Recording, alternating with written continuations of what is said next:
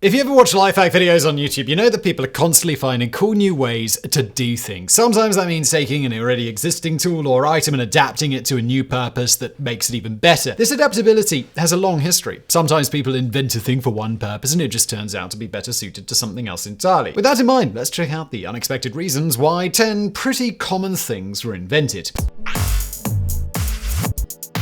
Number 10. Air conditioning was invented to help ink dry better. On a brutal summer day, we can all appreciate just how useful air conditioning is. Its widespread use has been linked to a serious decline in heat-related deaths over the last 60 years. It really is a powerful and important invention that many people are thankful to have. And to think it was invented to do nothing more than speed the process of ink drying. The original design that Willis Carrier came up with in 1902 was meant to control the humidity in a Brooklyn printing shop. The high heat and humidity caused their ink to blot and run. Carrier's cooling system dropped the temperature, allowing the ink to dry fast and clean. The shop owner apparently loved it, as well he should have. Carrier realized that he had a solid idea on his hands and moved it well beyond the print shop and drying ink. But had it not been for that printing shop, who knows if or when he would have perfected his design. Number 9. Candyland was invented to cheer up kids in polio wards. Candyland is one of those board games like Monopoly and Scrabble that seems to have been around forever. And while it comes across as a fun, harmless game for kids, the true story behind it is much sadder than you'd guess from all the bright colors and cheery themes. Candyland was originally designed to help distract and entertain kids in polio wards. Inventor Eleanor Abbott had endured polio herself, so she knew firsthand how isolated kids in polio wards were. The game hit the market in 1949, and Abbott put almost all of the royalties she made back into buying school supplies and other equipment for kids in need.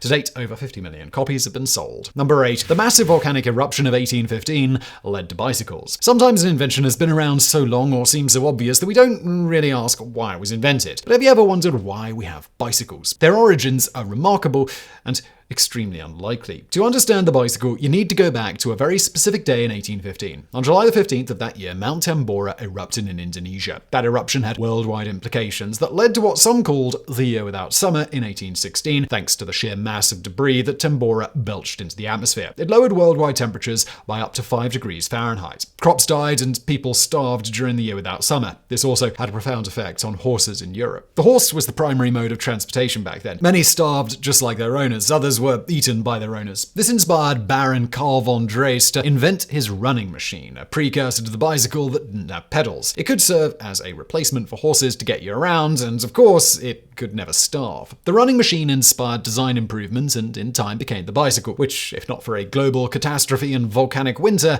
may never have been. Number 7. Money was invented as a way to understand people's debts. Have you ever wondered what came first? Money or debt? I mean, probably not. But when you think about it, debt seems like the right answer, doesn't it? People traded all kinds of goods and services before anyone was putting faces on coins and paper. In fact, money was invented to keep track of people's debts. The history of money is very old, about as old as society, which also makes sense. You could trace it back a good 40,000 years. The idea that we had a barter system before money isn't actually anthropologically correct. If you're a chicken farmer and all you have are chickens, how would you barter with anyone who didn't want a chicken? What if everyone had a chicken already? A different method of transaction had to exist. Anthropologists have never discovered a historical record of barter societies like this existing. Money systems have actually always existed based on debt. Old legal documents had values for everything, even limbs lost in fights. Everything had a value owed if it was lost or damaged. Money was invented as a way to account for what you needed to pay someone in a way that was equitable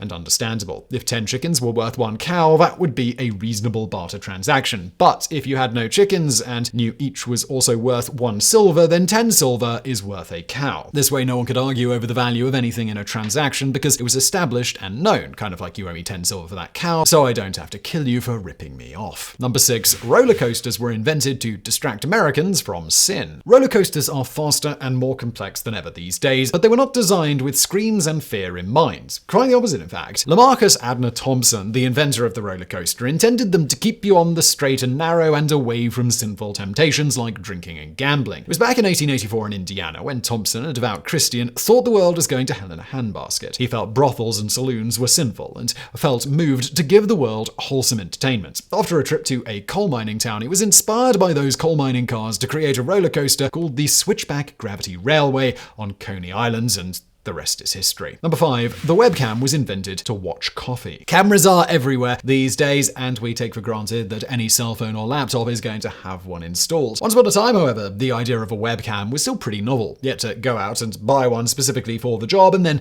well, of course, what do you do with it? Video chat was a possibility even in the olden days of the internet, but that was never the original purpose of the webcam. Head way back to 1991, and nobody had the internet in their homes. Researchers in the Cambridge University Computer Lab were sharing a single coffee pot, and it emptied fast. People often found themselves smelling a freshly brewed pot, only to arrive and find it already gone. So, one of the researchers put a camera on the pot and gave it its own dedicated computer to monitor it. That way, people could see if there was coffee or not, and the first webcam in history was born as a coffee monitoring system. Number 4. Candy canes may have been invented to shut up choir boys. Take all of this sweet entry with a grain of salt, because the history of the candy cane is even more twisted than the ribbon of colour running down this seasonal treat. It seems that no one could confirm beyond a doubt the true origin of the candy, but there are a few stories that are likelier than others. One of them states that the candy was not made so much as a decoration for your Christmas tree, but to keep choir boys quiet and distracted during church. The candy has been around for well over 300 years. Part of the reason its origins are so obscure. Candy records from back in the day were not pressing concerns, it seems. Original canes were not curved, however, nor were they peppermint. They were just sugar sticks. It was said that the choir master at Cologne Cathedral in Germany gave them their trademark bends in 1670 and handed them out to children. A tweet to the story says it wasn't all to children, just the kids in the choir to stop them from being fidgety. Number 3. Chocolate milk was popularized in Europe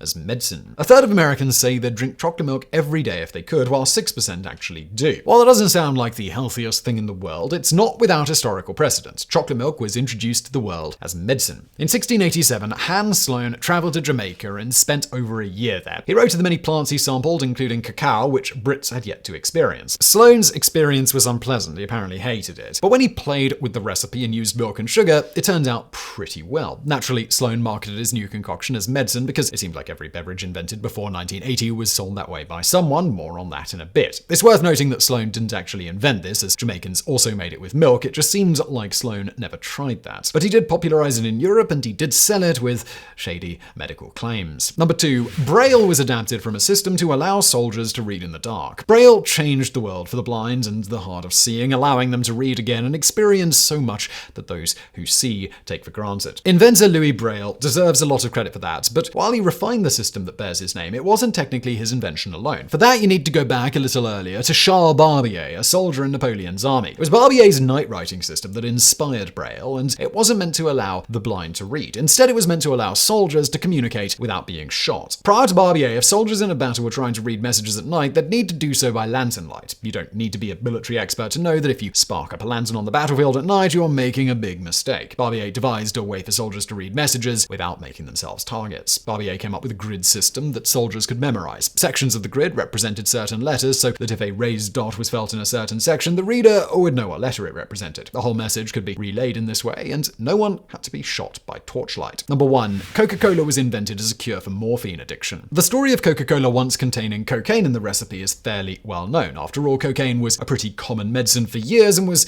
included in lots of other products as well. But why? Well, Coca-Cola wasn't just a drink to get you as high as a kite. It was made with a purpose, and that was in fact medicinal. Coca-Cola was supposed to get you off morphine. John Pemberton was the doctor who invented Coca-Cola and had suffered a pretty bad morphine addiction himself. Pemberton was a Confederate soldier during the war and must have sustained some injuries. He began taking morphine to control the pain, but soon realized the morphine had become its own problem. So he created what he called French wine coca to help wean himself off morphine. The sophisticated beverage was wine, cocaine, and cola nuts. He sold it, claiming that it could cure, well, damn near anything. When Atlanta became a dry county in 1886, Pemberton dropped the wine and marketed his new beverage as a temperance drink. Same great cocaine taste, but now alcohol-free, and he called it Coca-Cola.